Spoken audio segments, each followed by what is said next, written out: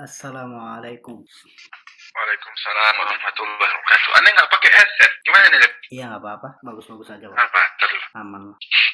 Kan Tapi telepon agak audio. pilek nih. Hah? Agak pilek. Wah, oke. Kita akan bicarakan tentang logika. Nanti cuma kita mau tanya dulu nih. Ente apa yang ente pahami nih? Apa yang ente pahami dan apa yang ente tahu tentang liberalisme itu? Maksudnya titik kelirunya liberalisme itu di mana? Kayak masyarakat tuh kayak sering bertanya-tanya nih, apa liberalisme tuh kayak bahaya-bahaya. Aneh yakin, maksudnya coba deh misalnya kayak dari zaman kita SMA tuh udah denger liberalisme tuh bahaya, tapi kadang kita tuh nggak ngerti persis apa liberalisme itu. Kadang yang ngerti itu cuma orang yang melihat betul-betul depan mata nih, atau enggak justru orang yang memang hidup di tengah orang-orang yang memang punya pemikiran kayak gitu baru tahu oh ini bahayanya. Tapi kalau orang yang selama ini mungkin gak hidup di lingkaran itu kadang nggak bisa relate sama bahayanya. Nah, anak mau tahu. Iya, paling tahunya kalau udah parah-parah kali aja kan. Kalau udah menghalalkan zina baru itu yang kelihatan liberalnya kan. Iya, tapi kan kayak maksudnya kalau Anda tahu kan orang tuh nggak akan ngerti suatu bahaya kecuali kadang dia tinggal di dekat bahaya tersebut gitu. Nah, antum yang sekarang ada ya di lingkungan yang mungkin cukup tidak homogen lagi ya, tidak apa namanya ya, cukup multikultural ya kan, banyak perbedaan.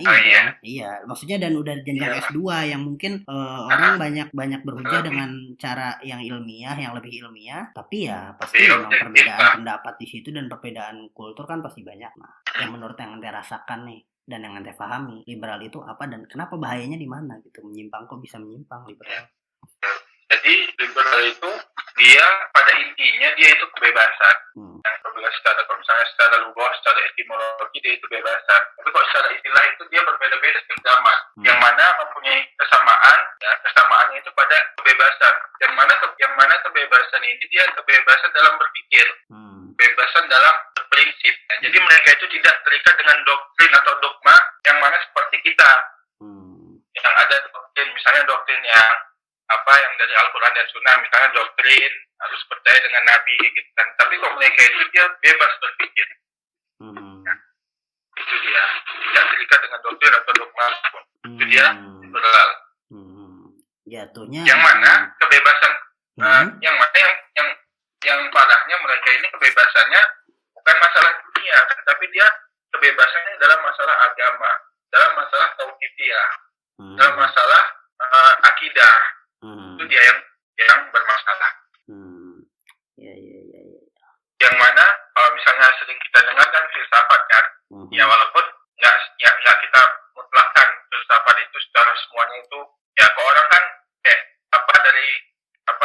kebanyakan kita kan anti banget filsafat itu kan. Iya. Tapi sebenarnya filsafat itu yang salahnya, yang mana dia itu masuk ke dalam hal goib. Jadi dia ingin mengetahui, kan filsafat itu intinya berlogika kan. Iya. Yang mana mereka itu masuk berlogikanya di dalam permasalahan akidah, permasalahan tentang zat Allah dan sifatnya, permasalahan tentang hal goib. Nah itu yang menjadi masalah filsafat.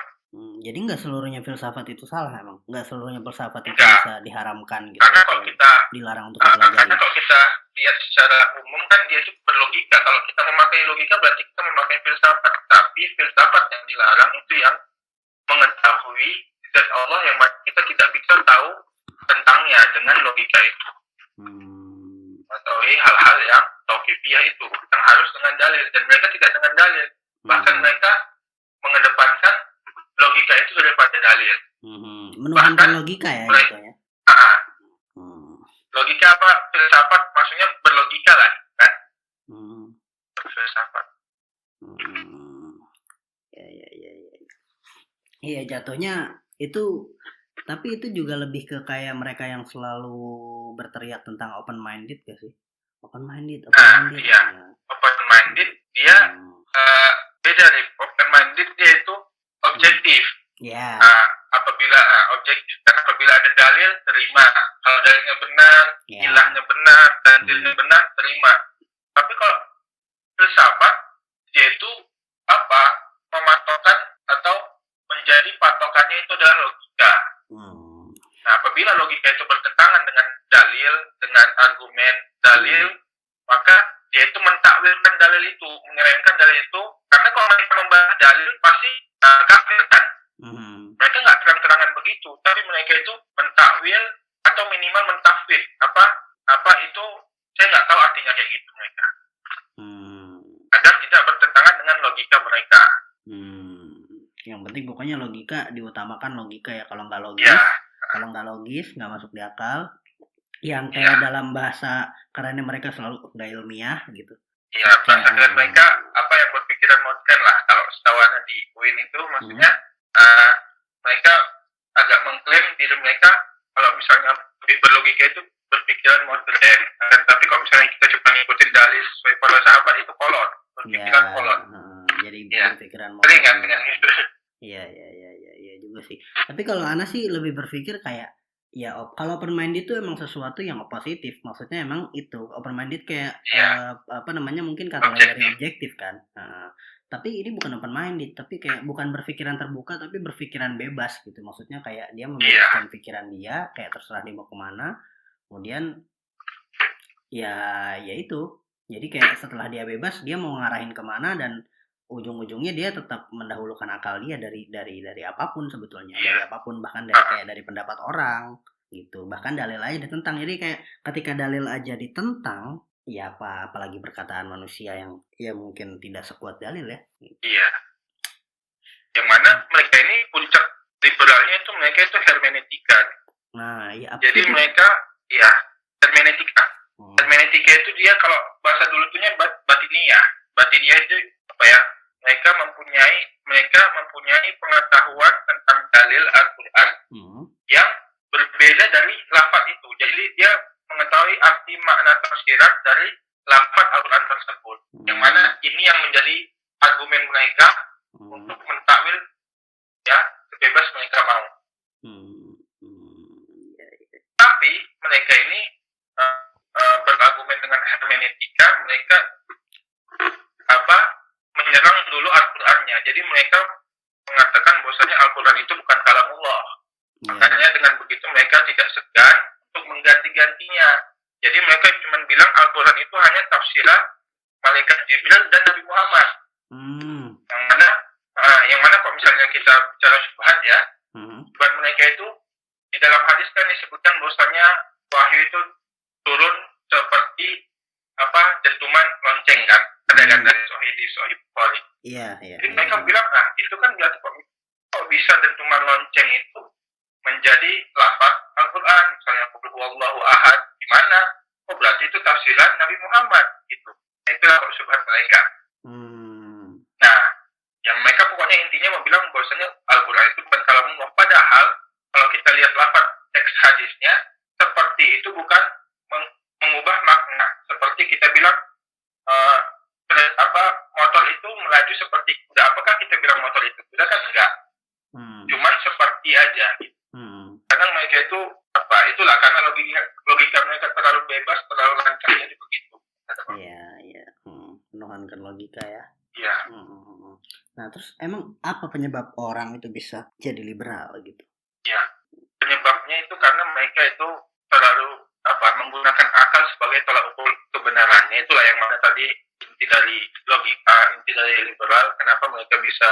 Ya itu karena mereka itu lebih banyak mengedepankan logika daripada kembali kepada dalil. Jadi mereka itu lancang logikanya.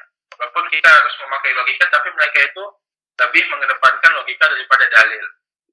Dan mereka menemukan logika mereka yang bertentangan dengan akal, maka mereka menolak dalil itu. Ya, melantarkannya dengan maksud mentakwil atau mentafid. Ya, mentakwil itu mengubah makna, mentafid itu bilang wallahu a'lam tentang ayat ini. Yang penting logikanya seperti ini begitu. Ya, intinya penyebab terbesarnya adalah orang itu menuhankan logika ya. Iya. Jadi lebih mengedepankan logika daripada kembali kepada dalil. Iya, pokoknya kalau logika lebih dominan, ya akan ada indikasi untuk orang itu bisa jadi liberal. Iya. Iya, maksudnya ini juga liberalis yang emang dalam ranah agama ya, terutama maksudnya dalam ranah agama. Kalau misalnya liberal di yang lain sih kita juga nggak urus ya. Iya. Misalnya ada filsafat hukum, nah itu ya tentang hukum-hukum negara itu nggak masalah ya kan. Itu juga urusan, maksudnya itu kan duniawi juga ya, atau enggak emang opini duniawi ya. Iya. itu bukan masuk ke ranah yang memang terlarang, tapi yang terlarang itu adalah ketika liberal, pemikiran bebas ini dimasukkan ke dalam pemikiran agama Islam. Karena yang mana mereka itu apabila udah liberal, mereka itu ingin menentukan zat Allah dan sifatnya sesuai logika mereka. Yang mana akal itu adalah ciptaan Allah. Gimana?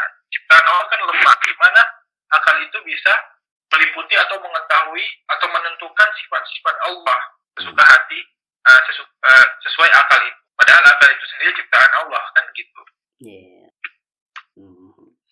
Walaupun Anda pernah dengar seorang liberal yang yang menjatuhkan liberal lain, justru kayak aneh gitu ketika mendengar, kok ada Islam liberal, kenapa Islam liberal, kenapa liberal itu Islam, katanya. Kan harusnya kalau orang liberal kan sebebas mungkin kan ya. Jadi kayak kalau misalnya dia masih terikat dalam Islam, ya berarti dia belum liberal sepenuhnya. Jadi kayak dia kayak jadi malu-malu aja untuk jadi liberal gitu. Iya. Gitu Anda juga. Ya jadi dia masih mengatasnamakan Islam lah biar aman. Iya gitu. Ya, kan? Iya. Antara mengatasnamakan Islam biar aman atau antara memang senang untuk mengobrak-abrik pemikiran dalam Islam itu sendiri gitu kan. Iya. Tuh, ya walau alam terlepas dari kayak orang liberal itu dihembuskan dari barat atau dari mana, kita juga tidak mengurusi ke sana, tapi kan yang lebih kita fokuskan adalah yang maksudnya penyimpangan mereka di mana dan ya pencegahannya apa gitu. Pencegahannya pastinya berarti intinya jangan sampai orang itu mendahulukan akal di atas nas kan, di atas dalil. Tapi misalnya pengalaman anak kuliah di UIN di UIN, kita nggak mengklaim mereka ya, tapi kalau kita lihat memang kan kalau S2 kan itu harus objektif kan, jadi dosennya itu membuka kesempatan buat mahasiswa untuk berpikir, tapi di sini kebiasaan mereka itu berargumen tentang agama yang mereka belum tahu dalil ya, mana mereka bekal tentang dalilnya mereka itu sedikit, akan tapi mereka lebih berargumen dengan logika. Kalau menurut saya dalil ini tafsirnya begini. Jadi itu yang membuat orang cepat terjatuh ke dalam liberal karena mereka kebiasaan berpikir ya tanpa terikat. Walaupun nanti pada akhirnya dosennya kan meluluskan, tapi kebiasaan itu nanti akan aplikasikan. Kalau menurut Anda itu teraplikasikan ketika dia dapat dalil yang bertentangan dengan logika mereka.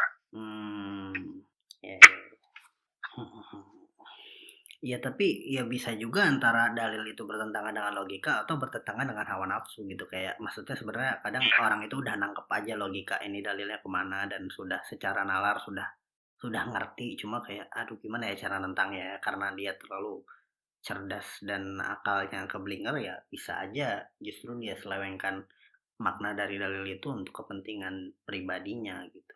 Yang mana itu lebih bahaya juga kan, itu berarti jatuhnya kayak orang Yahudi dong ya. Iya. Makanya tapi ya itu ngomongin logika nih, nah itu kan kayak kalau misalnya kita ngomongin liberalisme berarti kan logika tuh seolah-olah kayak nggak kepake gitu, atau maksudnya kayak berbahaya banget untuk digunakan terlalu berlebihan.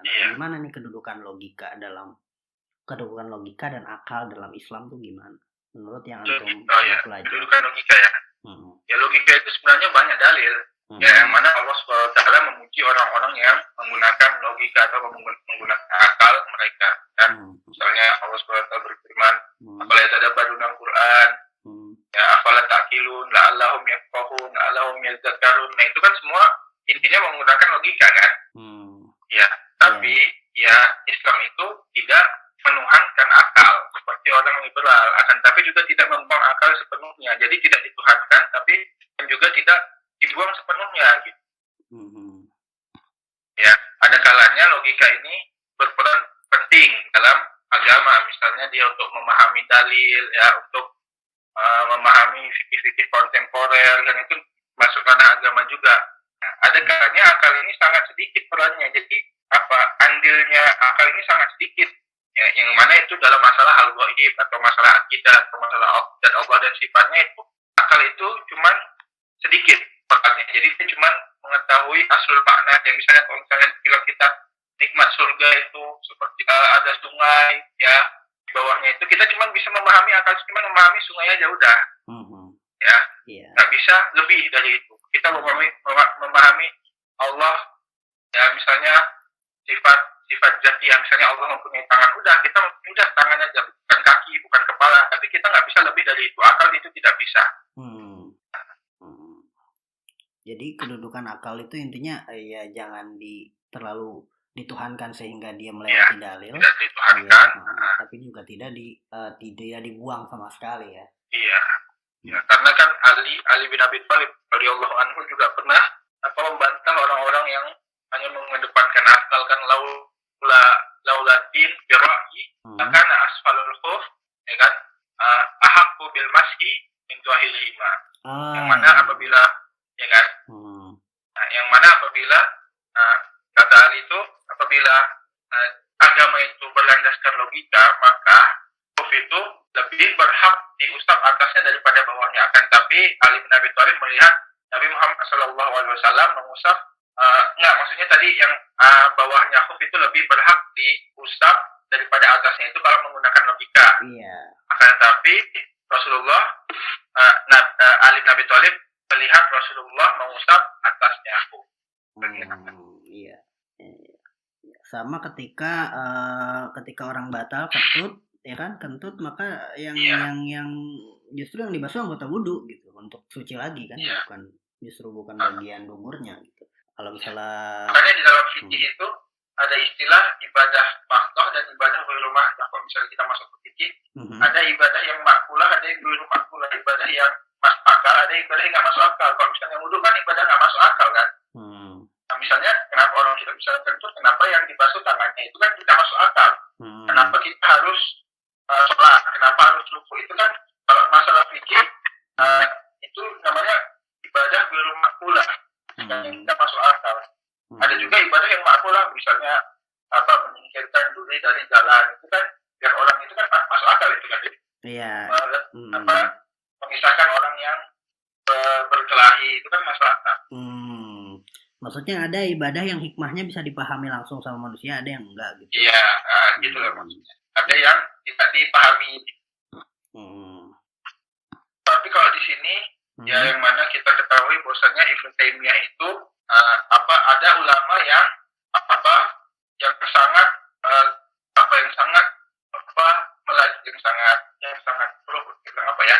yang sangat profesional dalam membantah logika yang seperti kita ketahui Ibnu Taimiyah ya. Yang mana beliau nulis kitab Darul Ta'arud Anil Aqal wa Naql yaitu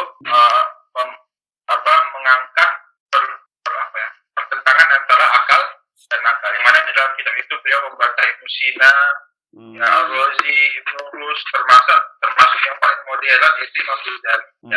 Yang Ghazali kan masuk ke dalam filsafat akan tapi ketika beliau ingin keluar dari filsafat itu tidak bisa. Seperti dikatakan Ibnu Arabi, Syekhuna Abu Hamid yaitu Imam Ghazali dakhala fi butunil falasafah summa arada ayakhruja minhum kama qadar. Jadi ketika Imam Ghazali itu ingin keluar dari filsafat itu secara bersih tapi tidak bisa. Maksudnya ada syubhat yang lengket di pemikiran Imam Ghazali. Berbeda dengan Ibnu Taimiyah yang masuk ke dalam butun falasafah untuk membantah filsafat dari dalam dan keluar dengan selamat. Ya, itu termasuk keutamaan Syekh Islam Ibnu Taimiyah. Insyaallah. Iya. Tapi nah ini diantara salah satu contoh orang yang salah kaprah dalam menggunakan logika gitu. Maksudnya ketika menggunakan logika dalam beragama, contoh-contoh orang yang salah kaprah itu bagaimana? Yang salah kaprah ya?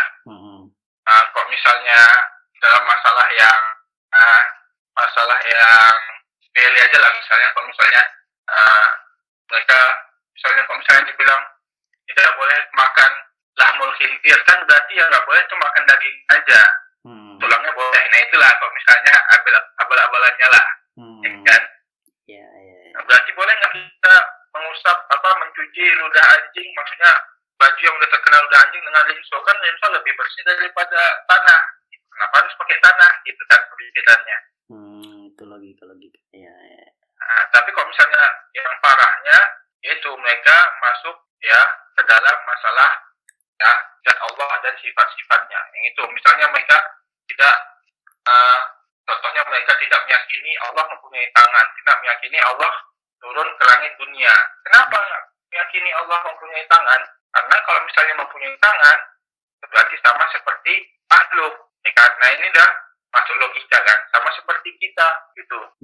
Nah ini kan logika mereka. Padahal Allah, nah mereka pakai dalil. Padahal Allah mengatakan di dalam firman-Nya, laisa kamitslihi syai'un. Allah tidak seperti kita. Tapi mereka nggak melihat lafaz setelahnya, wa huwas samiul basir. Padahal manusia juga sami dan basir. Ya. Itu contohnya. Iya, itu contoh salah kaprah menggunakan logika. Nah, apa namanya, di antara salah satu hujah dalam dalil ya, itu ada kias kan?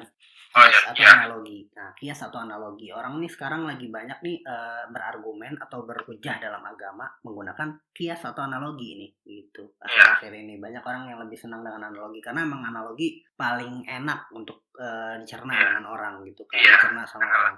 Nah, tapi banyak yang salah kaprah nih. Anda bisa nggak menyebutkan beberapa contoh salah kaprah analogi ini, terutama yang kemarin-kemarin kita baru share kayak salah kaprah analogi tentang cadar dan masker atau ya itu kenapa? Pokoknya kita lihat dulu kenapa banyak orang yang salah kaprah dalam berkias, karena mereka cuma melihat satu sisi saja, nggak melihat secara keseluruhan. Yang mana kita sekarang berada di zaman lihat satu sisi kesimpulan, lihat satu fenomena kesimpulan kan gitu kan? Iya. Ya padahal kan kalau kita mau menentukan suatu hukum, yaitu menentukan suatu kesimpulan, pasti itu harus melihat dari berbagai sisi. Yang mana kita kalau misalnya melihat suatu masalah itu, coba kita melihatnya seperti pohon, yang mana kita lihat batangnya, terus akar, terus rantingnya, kemudian dilantik pada daun. Tapi nggak mungkin kita lihat langsung daunnya, ya kan? Padahal daun itu hanya beberapa daun dari daun-daun yang lain. Kita harus lihat dulu intinya, itu salah kaprahnya. Misalnya contohnya ya kayak masjid, misalnya kenapa takut ke masjid? Padahal ke pasar nggak takut. Padahal udah salah. Yang masjid itu hak Allah. Kalau pasar itu kebutuhan manusia, hak hamba. Ya. Kita meyakini Allah Maha Pengasih, Allah Maha Kuat. Masa Allah merelakan untuk hambanya yang Allah sayangi itu sakit atau tersebar dengan penyakit hanya karena hak Allah. Padahal Allah itu Maha Kuat, Maha Kaya gitu, ya kan? Berbeda dengan hak manusia. Makanya itu di dalam Islam hak manusia itu lebih didahulukan daripada hak Allah, seperti membayar utang yang mana lebih didahulukan, membayar utang atau membayar zakat. Membayar utang kan? Iya. Contohnya lagi misalnya masalah kenapa takut corona? Maksiat aja nggak takut gitu. Sama Allah nggak takut gitu. Padahal sing maksiat gitu maksudnya. Ya beda. Enggak bukan kayak gini. Misal kenapa takut corona? Sedangkan ya kayak gitu, sama Allah tidak takut. Padahal beda. Takut kepada corona, takut tabi'i, ya. Takut kepada Allah itu takut ibadah. Kalau misalnya teks mereka mungkin gini, kenapa takut corona? Harusnya takut kepada Allah gitu. Beda. Takut corona itu tabi'i. Takut kepada Allah itu takut ibadah, ya kan? Jadi kita telah menyamakan antara dua masalah yang berbeda. Gitu. Iya, kayak kemarin yang itu juga yang rame ya, banyak diposting juga yang kayak giliran suruh pakai masker, giliran suruh pakai masker karena corona nurut, giliran selama ini suruh nutup aurat dengan pakai cadar dan hijab nggak nurut gitu kan? Iya, padahal kenapa? Itu memang benar kan pakai cadar, maksudnya itu hal yang benar. Tapi itu memang benar. Tapi kenapa harus membela harus menyudutkan orang-orang yang maksudnya harus membela jilbab cadar dengan corona, padahal tidak ada keterkaitannya. Padahal corona itu tidak melihat jenis kelamin, tidak melihat laki-laki dan wanita. Apakah laki-laki harus pakai cadar juga? Kan enggak. Gimana misalnya salaman sebelum ada corona, salaman sama perempuan mau, sesudah ada corona nggak mau. Nah beda, jadi sekarang cowok sama cowok nggak boleh salaman setelah corona gitu kan? Iya. Sebelum corona emangnya nggak boleh juga? Iya, makanya itu kan jatuhnya tujuannya baik tapi gagal paham. Iya, tujuannya baik, ya, tapi kan kalau salah mengkiaskan atau salah menganalogikan lucu dilihat orang kan. Iya. Lucu aja. Iya begitu. Oh iya itu orang yang mungkin ya, karena kalau misalnya banyak yang analogi ya kayak gitu jadinya. Iya. Kalau kita harus menghukumi sesuatu itu kan pertama kita harus paham masalahnya dulu. Terus habis itu harus paham dalil, kemudian setelah itu kan harus paham taklilnya atau tajwidnya. Kenapa masalah ini harus? Halo. Ya, ulang coba. Putus ya? Nah, putus tadi ulang. Nah, jadi kan misalnya apabila kita ingin memberi hukum terhadap sesuatu, maka kita kan harus pertama harus paham masalah, kedua harus paham dalil, ketiga harus paham tanzil atau taklil, yang mana itu adalah ilahnya, penghubung antara masalah dan dalil itu. Apabila penghubungnya tidak pas, maka tidak ada ketersambungan antara dalil dan masalah itu. Jadi hukum kan yadur ma'ilatihi wujudan wa adaman.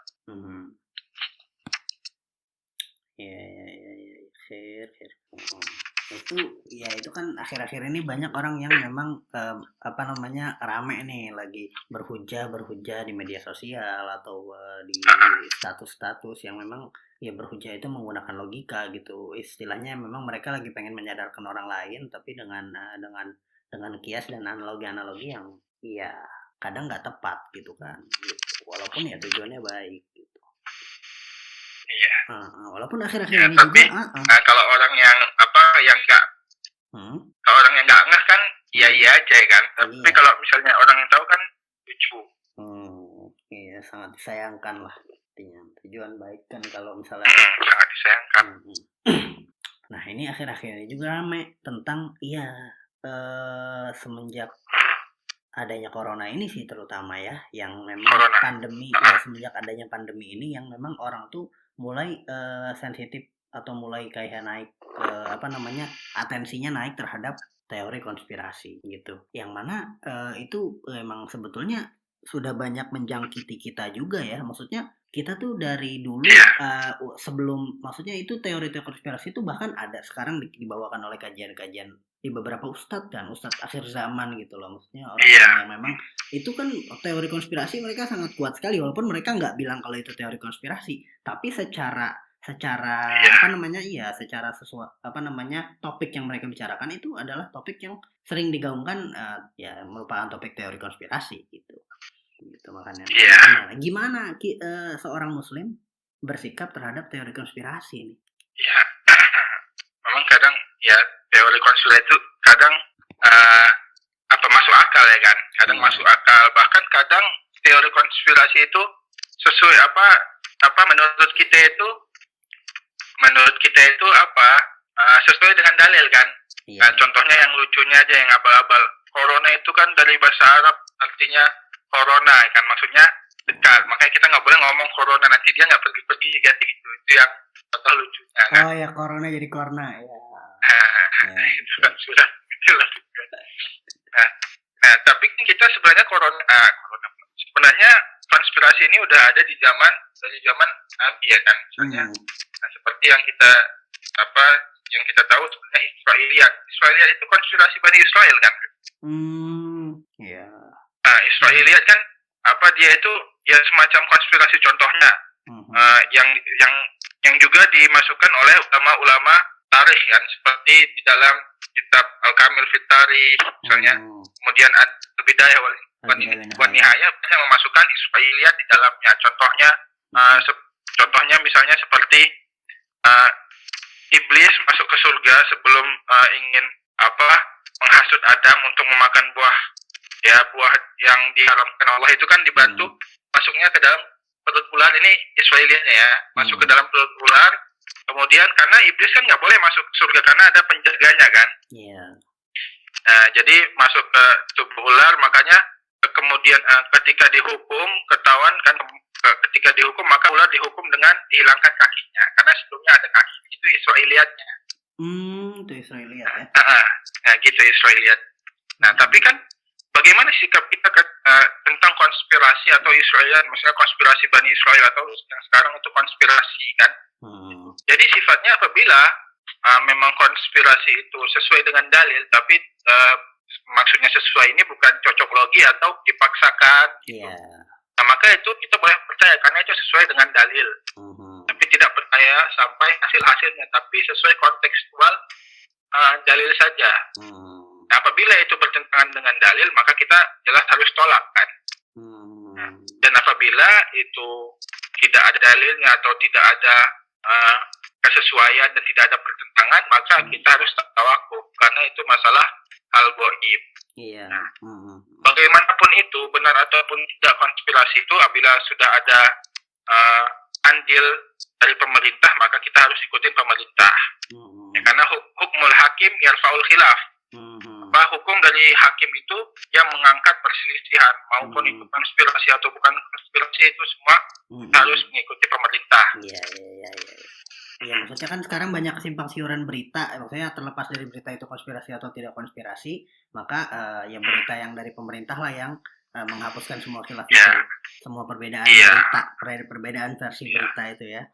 Masa kita nggak bisa lebaran gara-gara PSBB ini, gara-gara pemerintah corona gitu, padahal corona cuma konspirasi gitu kan, Cina gitu.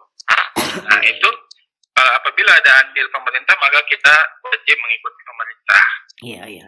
Tapi Ana sih sebetulnya gini, kalau misalnya konspirasi, maksudnya teori konspirasi yang dihembuskan akhir-akhir ini mengenai kayak pandemi dan corona dan siapa penyebabnya, itu mungkin impactnya terlalu gede ya. Maksudnya setiap teori konspirasi atau berita dari konspirasi yang kita percayai bakal mengandung konsekuensi yang agak sensitif, misalnya kayak konspirasi tentang sebenarnya nggak ada, sebenarnya justru orang pakai masker tuh bahaya. Nah, dengan orang percaya teori konspirasi ini, otomatis orang nggak pakai masker, yang mana itu agak cukup justru bertentangan nih gitu kan, atau lain-lain, atau teori konspirasi yang menjelaskan tentang sistem pemerintahan tertentu yang ternyata akan ada begini, akan ada begitu, itu kan terlalu besar impact untuk sikap kitanya. Tapi ada konspirasi yang kalau menurut Ana itu udah masuk ke kita sejak dulu, maksudnya udah masuk sedikit-sedikit sebelum adanya medsos, bahkan maksudnya sebelum orang ramai di medsos. Contoh, kalau ente dulu ingat majalah El Fatah, itu ada pembahasan tentang Illuminati di majalah El Fatah. Illuminati kan termasuk sesuatu yang sekarang concern dibahas oleh orang-orang yang membicarakan teori konspirasi kan. Iya.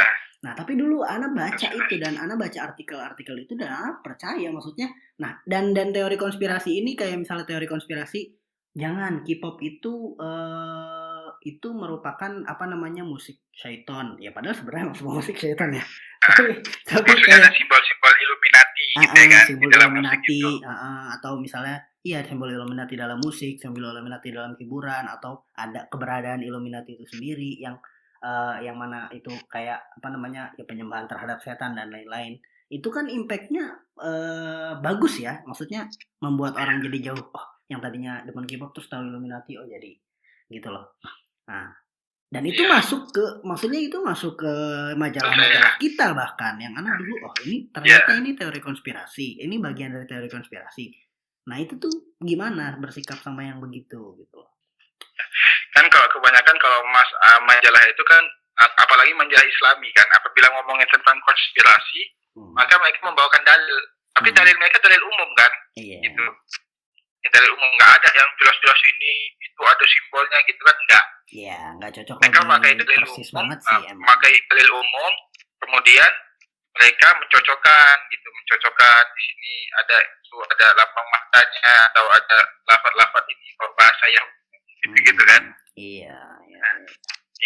Sebenarnya itu kan hal gaib yang kita tidak perlu percaya kali. Nggak perlu juga kita membantah, bisa juga benar ya kan. Iya, bisa juga benar. Ya kayak itu tadi keberadaan Illuminati, atau kayak simbol subliminal message dalam lagu-lagu atau dalam hiburan-hiburan yang dibuat oleh mungkin pihak-pihak tertentu gitu kan. Karena kalau enggak yang dulu yang receh-receh lah, yang banyak orang yang kalau ente pernah dengar tentang La Muhammad La Makkah, Coca-Cola itu La Muhammad La Makkah gitu kan. Terus kayak sendal, ada sendal merek apa, jangan itu lambang Allah sebenarnya gitu. gitu kan. Nanti jadi orang pengen diinjak lambang Allah, itu kan teori konspirasi kan jatuhnya ya. Iya. Dan tapi Iya. itu agak membuat orang sensitif. Oh ya, terus ada di dalam video klip biasanya juga banyak kan. Iya, kan ya. Ya gitu kayak itu. Ente Coca-Cola lihat aja sok lambangnya, ente lihat dari itulah balik ke lambang. Ana lakuin itu loh. Iya ya. Tapi iya, maksudnya kenapa gitu? Itu kan kalau itu kan kayak ya udah, masa terus kita nggak boleh minum Coca-Cola apa gimana gitu kan? Suatu konspirasi itu gini, Rip. Suatu konspirasi itu kan keyakinan. Keyakinan yang kalau bisa maksudnya doktrin yang kita yakini, yang mungkin bisa kita yakini kan. Nggak ada andilnya ke dalam amal, maksudnya ke dalam perbuatan, walaupun nanti keyakinan itu berefek kepada perbuatan. Makanya apabila itu kita misalnya percaya, misalnya memang kayak gitu tuh, memang ada simbol matanya gitu. Ya udah, misalnya di suatu barang yang dijual ada simbol matanya, ya udah gitu. Memang ini Illuminati ya, mau gimana lagi gitu. Itu yang buat emang orang kafir kan. Tapi apakah kita harus beli apa enggak gitu? Misalnya ada suatu misalnya Indomaret atau Alfamart, misalnya konspirasinya kan itu yang receh-recehan itu yang boleh disumbangkan itu kan buat disumbangkan ke orang kafir, bukan orang Islam kan gitu. Apakah kita berujung dengan keyakinan, kalau misalnya kita percaya itu, apakah kita berujung dengan perbuatan kita nggak mau infakkan lagi, atau misalnya kita nggak mau beli lagi di Indomaret, kita belinya di orang-orang Islam aja misalnya gitu kan. Jadi itu gimana? Itu ya sebenarnya kita nggak ada untungnya juga menyulitkan untuk juga. Menyulitkan kita juga. Iya, atau kayak karena sebenarnya pemboikotan itu bukan bagi pembeli ya, setahu Ana. Kalau misalnya kita mau boikot, nggak usah beli lagi di sini. Misalnya itu sebenarnya pemboikotan itu bukan perbuatan, bukan jurus atau perbuatan pembeli, tapi jurus atau perbuatan penjual. Dia nggak mau jual ke orang, yang rugi itu orang yang nggak bisa beli barang dia. Tapi kalau kita pembeli memboikot penjual, itu nggak ada untungnya di kita dan dia juga nggak rugi. Sebenarnya kalau kita kan, yang ada kita sendiri yang rugi. Iya. Ya kayak misalnya sekarang orang makan produk McDonald atau apa ya, maksudnya itu yang punya orang kafir. Ya emang iya gitu. Ya emang iya. Gitu, tapi maksudnya kan Anda berharap McD yang punya Raja Dubai gitu kan, kayak nggak mesti semuanya gitu kan. Anda nggak mau makan McD dengan nunggu Albek hadir di Indonesia gitu. Gak usah kan gitu. Ya mau gak mau ya, kalau emang dan kayak ketika ente makan satu porsi burger sama dengan ente menyumbang satu peluru untuk Palestina, itu kan juga dulu hal-hal yang dihembuskan kan. Padahal ya kenapa gitu, itu kan saya mau disumbangkan iya, kalau enggak kan memang ya kayak mana lagi, itu kan hak penjual gitu. Iya gitu. Dan kita juga di Indonesia udah ada lembaga MUI yang resmi dari pemerintah Indonesia kan, untuk menetapkan label halal. Kalau misalnya udah jelas ada label halal, ya udah. Mungkin yang di video-video itu yang sapi digiling hidup-hidup, itu juga bukan di Indonesia. Ya itu berita seperti itu, kayak cara penyembelihnya di KFC atau mana, itu kan juga bersinggungan dengan terus. Iya, itu kehati-hatian itu juga membuat orang jadi berat. Maksudnya video-video itu membuat orang jadi hati-hati sampai berat. Konspirasi ini tersebar di yang buat kita jadi paranoid kayak gini kan, karena terbanyaknya tersebar di sosial media kan, di medsos, di WA, kita langsung share kan. Kayak gitu juga, kalau misalnya kita nggak tahu kebenarannya, kita juga nggak boleh membesarkan kayak gitu. Termasuk adab dalam bermedsos kan. Sebagaimana kita Nabi bilang, kafa bil mar'ika ziban bihadisa kulama sami'a kan. Jadi itu harus menjadi prinsip jurnal dan bermedsos kita. Jadi cukup dikatakan seorang itu pembohong apabila dia nggak tahu kebenaran sesuatu tapi langsung share. Iya. Jadi dari dulu ya, Rip ya. Yo, khair lah ya. Jazakallah khair ya. Ada sharingnya. Bang juga ya. Supaya lancar terus lah S2-nya. Semua ngajarin juga. Jangan lupa salam buat murid-muridnya ya. Iya. Baik, barakallahu fiik. Ya, Rip ya. Ya, assalamualaikum warahmatullahi wabarakatuh. Waalaikumsalam.